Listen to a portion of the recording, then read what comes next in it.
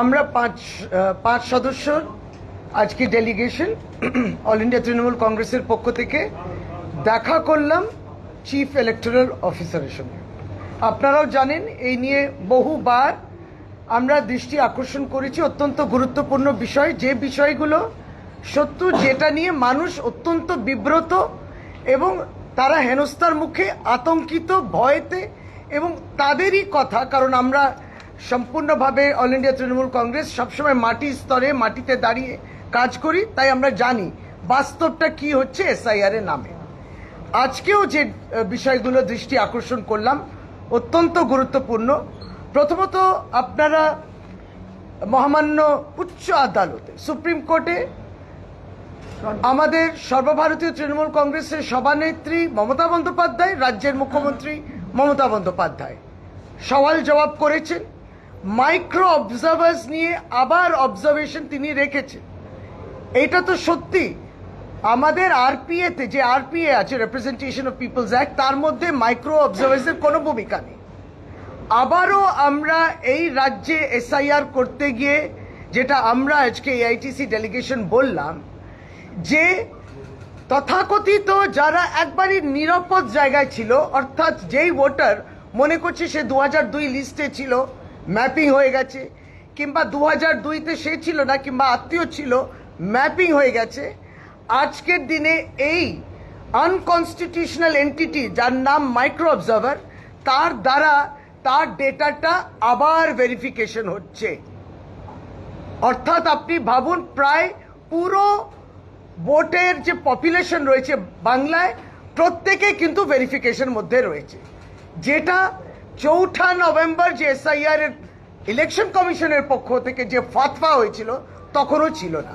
আমরা আজকে দৃষ্টি আকর্ষণ করেছি, কারণ প্রথমত মাইক্রো অবজার্ভার্স কেন, আর ভেরিফাইড যারা করে দিয়েছেন, যাদের করার কথা, যেটা ইসিআই বলেও দিয়েছিল এবং সিও বলেছিল ইআরও বলবেন তার পোর্টালের মাধ্যমে, তারপর নতুন করে পোর্টাল খুলে মাইক্রো অবজার্ভার শেষ হ্যাঁটা বলছে, এটা অসাংবিধানিক। এবং এটা হচ্ছে, তাতে কি হচ্ছে, আমরা যে 32 লক্ষ আনম্যাপ তার ব্যাপারে বলছি না, সেটা তো আলাদা সমস্যা। 1,36,00,000 লজিক্যাল ডিসক্রিপেন্সি কিংবা ডিসক্রিপেন্সি ইন ম্যাপিং, সেটাকেও বাদ দিচ্ছি, সেটা তো আরেকটা। 5,40,00,000 যে মানুষ যারা নাকি ভালো ভেরিফাইড, তাদেরকেও কিন্তু রিভেরিফাই করছে। উদ্দেশ্যটা কি করছে কে? Micro observer. এই মাইক্রো অবজার্ভার কোত্থেকে এসছে, কি উদ্দেশ্য নিয়ে পাঠানো হয়েছে, যেটা আরপিএতে লেখা নেই। তারা কেন, কোন উদ্দেশ্যে বিজেপি শাসিত সরকার যে রাজ্যে আছে সেখান থেকে আসছে, কেন আসছে, সেগুলো পরিষ্কার আজকে মহামান্য আদালতেও মুখ্যমন্ত্রী বলেছেন। আমরা আজকে সিওকে বললাম যে এটা হতে পারে না, এই রিভেরিফিকেশনটা বন্ধ করুন। তিনি তারপর কি বলেছেন সবটা তিনি যদি আপনাদেরকে বলে খুব ভালো। তিনি সাবজুডিসের কথা বলছেন, আবার মামলাটা 9 তারিখে উঠবে, কিন্তু কোন খাতে আপনি মাইক্রো অবজার্ভার এই বিষয়টা আগে গোড়া ঢুকিয়েছেন সেই জাস্টিফিকেশন তারা দিতে পারছে না।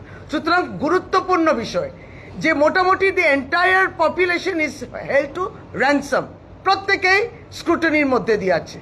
14 তারিখে তালিকা বার করতে হবে, 4 দিন বাকি হিয়ারিং করতে, তার মধ্যে এই জটিলতা যে বাকি এই 5 কোটি প্লাস তাদেরকেও রিভেরিফাই করছে। দ্বিতীয়ত, যেহেতু লিখিত যেগুলো আমরা দিলাম সেটা ছিল অদ্ভুত, যেটার জন্য আমি অ্যাজ এ ভোটার, আপনি অ্যাজ এ ভোটার দায়ী নই, আমরা কেউ দায়ী নই। হিয়ারিংয়ে ডেকেছেন, হিয়ারিংয়ে গেলাম, সমস্ত হিয়ারিং হলো, ছবি তোলা হলো, ফিরে এলাম, খবর দেয়া হলো হিয়ারিং হয়নি, হিয়ারিং ডেট ল্যাপসড। কার দোষে?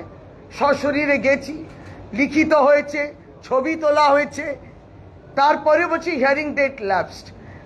এইটা সম্পূর্ণটা গাফিলতি, কিংবা এই প্রক্রিয়াকরণটা, এই অপ্রস্তুতিটা প্রতিনিয়ত আমরা দেখতে পাচ্ছি ইলেকশন কমিশনে তারা প্রস্তুতই ছিলেন না আগে গড়া এই এসআইআর করার জন্য। আবার হিয়ারিং ডেট ল্যাপস, তার দায় কি ভোটার নেবে না তার দায় ইলেকশন কমিশন নেবে? এই জায়গাটাও আমরা বললাম, তাতে প্রায় 55 লক্ষ মানুষ, it is not a joke. কি হচ্ছে? খাওয়া দাওয়া বন্ধ, সমস্ত কাজকর্ম বন্ধ, মানুষ অফিস ব্যবসা ছোট কাজ সমস্ত বন্ধ, ছেলেমেয়েরা স্কুল যাবে না, মাধ্যমিক পরীক্ষায় কে ইনভিজিলেশন করবে, সমস্তকে আপনি টেনে নিয়েছেন এখানে এসআইআর প্রক্রিয়ায়। সুতরাং সেই জায়গা, তারপর এই কাজ